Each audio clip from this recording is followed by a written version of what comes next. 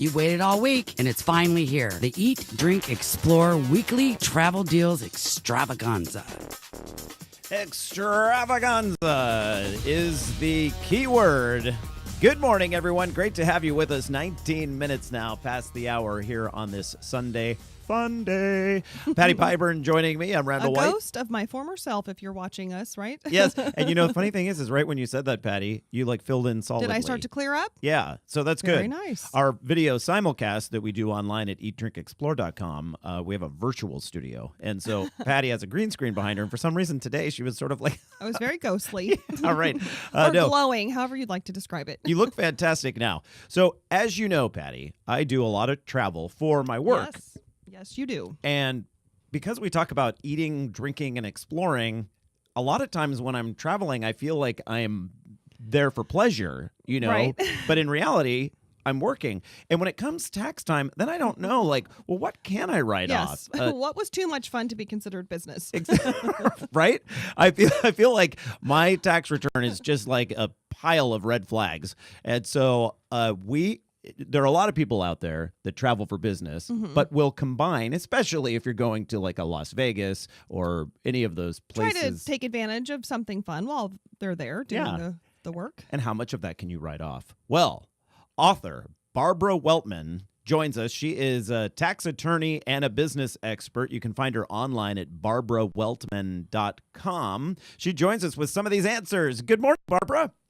Good morning to you. Terrific to have you with us. I should say good afternoon because you're in Florida and it's already past the noon hour. It's noon. That's right. Barbara, Florida is one of those places people go, Miami or Orlando for a convention. And then how do you go to Orlando for a convention and not visit, take your family or whoever you're with to like one of the Disney parks or what have you? Yes, I did that exact thing when my kids were young. Did you? I did.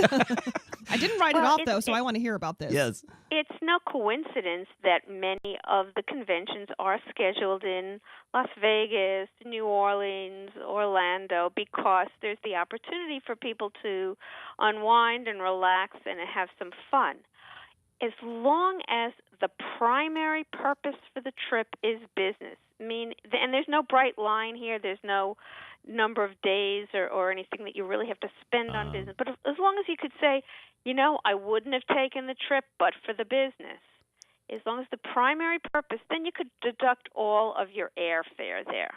Oh, that's Now, good. when it comes to your lodging, then you have to make allocations. If, let's say, you spend 3 days on business and 2 days for fun, then those 2 days you can't deduct the additional lodging and meals and such that you would spend just for yourself, for sightseeing, visiting family, or other personal pursuits. Barbara, what if you have a meeting on a Thursday or Friday, and then those meetings will continue on Monday and Tuesday, so you're sort of forced to stay there over the weekend? Could you then subtract or, write off the lodging, that middle portion, even though you're there and because it's a weekend, you're, doing pleasure things?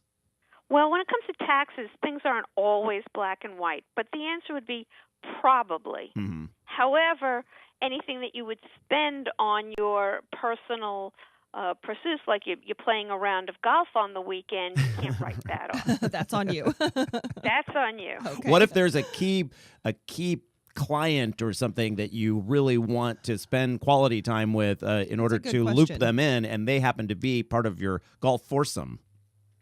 Well, then you can. There are meal and entertainment allowances, and you can deduct 50% of the cost of doing that. Okay. Again, you got to make sure that you're that this is really business. I mean, you don't want to fool around and kind of pad your tax returns. So in the long run, it probably isn't worth it, right? If it's legitimate.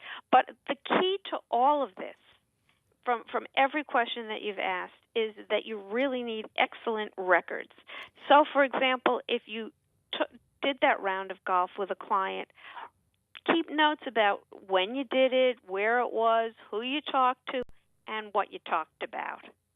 That's really smart advice, even though it sounds like once you say it, of course you would take notes. But I end up with receipts sometimes that I think, wait. What was I doing? What was this for? Why did I keep this? Well, the good thing is there's an app for that. You can find an app to help you with all of your record keeping. You can find apps that help you just scan your receipts or take a photo of your receipts, so they're automatically kept on your smartphone or other mobile device. That's what I need. You can put in all the information I just mentioned, and they prompt you, so it's easy to populate all of the different pieces of information that would help you support a deduction. Barbara, what is that called? Do you know? Well, there are so many out there. There's not a single app. There's tons of apps for business travel and entertainment costs. I absolutely have to download one of those because my record keeping is horrific. And you can't be the only one. Mine is as well. And that really is so important. This is sort of so easy now. I mean, it's not like you have to walk around now with a little notepad as we used to do. Now you can just keep everything on your smartphone. Plus, my wallet gets the size of a piece of Samsonite luggage with all those receipts in them. And so I love the idea of taking a picture of the receipt. And then the receipt's gone. Yeah. Exactly. I don't want that receipt That's so any longer. smart. What's the number one mistake, Barbara, that you believe people make when they're trying to write things off for business travel? Well, it comes back to this record keeping. First of all, everybody thinks they're going to remember. And the bottom line is you don't remember. But even more important than that, the tax law specifically requires you to do certain record keeping for travel and entertainment costs. Why? Because the government's not stupid, and they know that this is an area where there's a potential for abuse because the line between personal and business is often gray. And so you have to have those records. And it's a pain. But once you get into the habit of doing it, it becomes easy to do. And as I said, with technology today, it's even easier than ever before. One of the reasons why I did not keep records is because I was under the impression there, and maybe I'm still kind of right on this, but that there is a set amount of, like, if I don't want, if I don't want to itemize, if I just want to take the, what do you call that? Like a standard deduction. The standard deduction for travel, because there is no standard deduction for travel. Oh, what there is there is no standard deduction for travel. There are certain per diem rates that you can rely on in certain circumstances. But, for example, self-employed people cannot use them for lodging, and you have to keep track of all your lodging. And so there are specific rules, and there are different per diem rates. There's a federal per diem rate. The IRS has what's called a high-low substantiation rate. And so the bottom line is probably you're going to come out better, meaning that you're going to get to write off more if you keep track of your actual costs. Wow, I need to change everything. Change your habits. So what are the ramifications, Barbara? Let's just say Randall's been this terrible record keeper, and he's just kind of estimating, I think it's this much, and then the IRS says, you know what, we want to take a closer look. What is the ramification you're facing if you are a poor record keeper?